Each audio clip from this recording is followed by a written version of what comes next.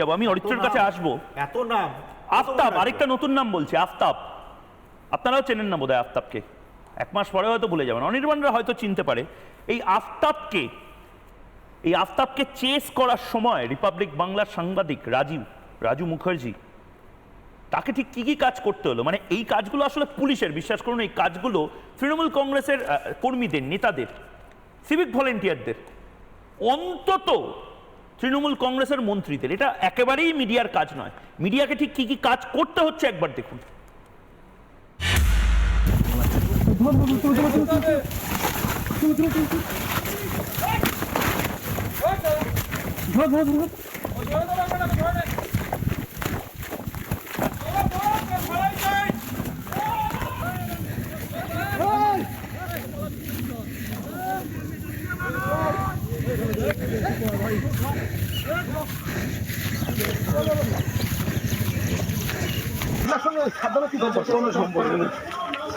আপনাকে পুলিশ ধরছে কেন?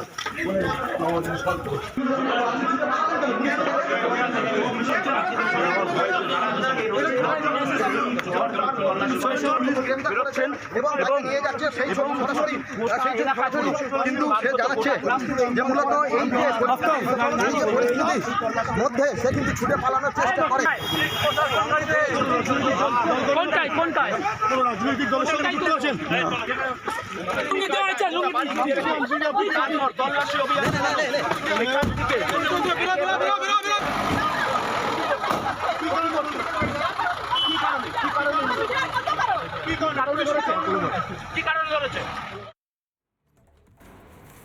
আমার কথা অন্য জায়গায় অরিত্র। এই সাদ্দাম, আফতাব, শাহজাহান, এদের পৌষ মাস চলছে, কিন্তু একদম মানে নেতা মন্ত্রী পার্টিজান সব ছেড়ে দাও, সাধারণ মানুষ সৎভাবে তুমি বাঁচতে চাও, তুমি তোমার যে ফিল্মের কাজ করার সেগুলো করতে চাও, এই বাংলাতে তুমি একটা চাকরি করতে চাও সৎভাবে, তুমি তো একটা কিছু করে তোমার অন্তত পৌষ মাস হচ্ছে না, এদের এত পৌষ মাস হচ্ছে কি করে? দেখুন, এই উত্তরটা মাননীয় এমপি সৌগত রায় মহাশয় দিয়েই দিয়েছেন। ওনার এই স্টেটমেন্ট থেকে আমি দুটো পয়েন্ট আমি নোট করলাম। এক হচ্ছে যে ভয়ে যদি কেউ কোনো কমপ্লেন না করে তাহলে ল এনফোর্সমেন্ট মেশিনারি কি করবে। এখন প্রশ্নটা হচ্ছে যে আমি ভয় পাবো কেন? ভয়ে যাতে না পাই কোনো ক্রিমিনালকে বা কোনো বদমাশকে, সেই আইনের প্রতি আস্থাটা জোগানোর দায়িত্ব তো ক্রিমিনালের নয় বা সাধারণ মানুষের নয়, রাদার পুলিশ এবং অ্যাডমিনিস্ট্রেশনের, যাতে তারা এটা এনশিওর করে যে কোথাও কোনো রকম যদি ডেভিয়েন্ট বিহেভিয়ার হয় তাহলে সাধারণ মানুষ কমপ্লেন করবেন নির্দ্বিধায়, নির্ভয়ে, কোনো রকম টার্গেট হয়ে যাব না, পুলিশ পরে আমাকে ধরবে না, এই রকম একেবারে চোখ বন্ধ করে ভরসা করে তারা থানায় গিয়ে অভিযোগ করবেন এবং সেই অভিযোগের ভিত্তিতে যা ব্যবস্থা হবে সেটা হবে। নিশ্চয়ই সেটা হচ্ছে না, সেই কারণেই মাননীয় এমপি মহাশয়কে বলতে হচ্ছে যে ভয়ে যদি কেউ কমপ্লেন না করে তাহলে ল এনফোর্সমেন্ট এজেন্সি কী করবে। এটা হচ্ছে ফার্স্ট। সেকেন্ড কথা হচ্ছে, একটা ইম্পর্ট্যান্ট কথা উনি বললেন যে এরকম জয়ন্তরা বিভিন্ন জায়গাতেই আছে, কিন্তু এই জয়ন্ত একটু বেশি বেড়ে গিয়েছিল। এখন এই বেশি বেড়ে গিয়েছিল না কম বেড়ে গিয়েছিল, লাইন অফ কন্ট্রোলের প্যারামিটারটা কি, এটা খুব ইন্টারেস্টিং। এবং আজকের এই যে আলোচনাটা হচ্ছে, যেখানে আপনি দেখাচ্ছেন যে এটা তো কোনো অস্থায়ী কনস্ট্রাকশান নয়, এটা একটা স্থায়ী কনস্ট্রাকশান। একটা বাড়ির নিচ থেকে গর্ত তৈরি করে সেই গর্তটা দিয়ে একটা খালকে জুড়ে সেখান থেকে একটা ডিঙি নৌকো, মানে এটা একটা ভয়ঙ্কর প্ল্যানিং। আমার মনে হয় আর কিছুদিন বাদে আমরা এখানে হয়তো আর প্যানেলিস্ট হিসেবে থাকবো না। যে স্তরে দুর্নীতি পৌঁছে গেছে, এবার হয়তো প্রত্নতাত্ত্বিক, ইতিহাসবিদ, ভূগোলবিদ এদেরকে ডেকে আপনাকে আলোচনা করতে হবে।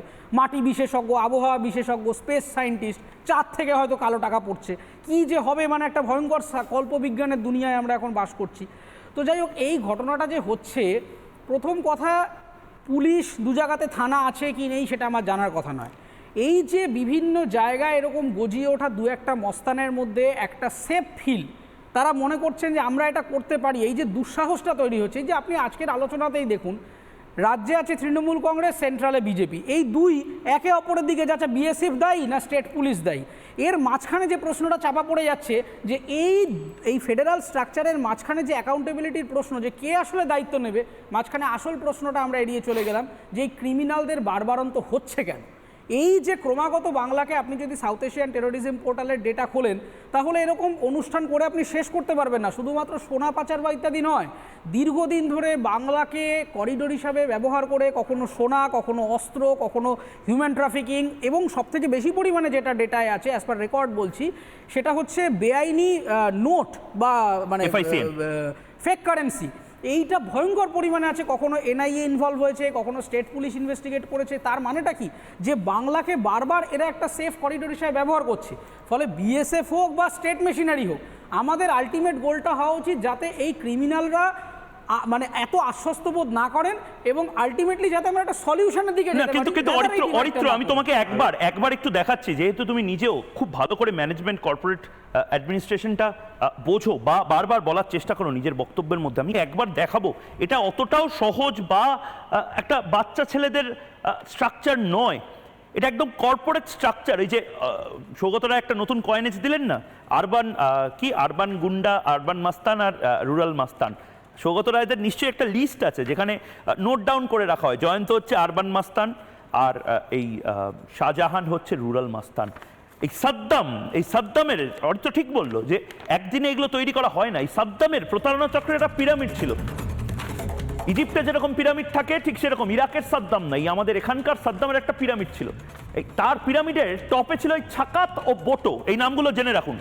বাংলায় আমি জানি না, এরপরে এই কম্পিটিটিভ এক্সামিনেশনে হয়তো এই নামগুলো আসতে পারে। যেভাবে পার্থ চট্টোপাধ্যায়ের নাম সিলেবাসে আনার চেষ্টা হয়েছিল ঠিক সেরকম এই ছাকাত ও বোটো, এই ছাকাত ও বোটোকে এরা হচ্ছে সাদ্দামের বাঁ হাত এবং ডান হাত। এই ছাকাত ও বোটো, এই যে মিস্টার ছাকাত বিগ ম্যান, তারপরে এই সাদ্দাম, সাইরুল ও ছাকাতের ছেলে শাহজাহান, এরা আবার এর নিচের লেভেলে, মানে এই মুখগুলো চিনে রাখুন, এই মুখগুলো বড় বড় কাজের অ্যাসাইনমেন্ট পেত, তারা সেটাকে মানে এরা হচ্ছে পলিসি মেকার।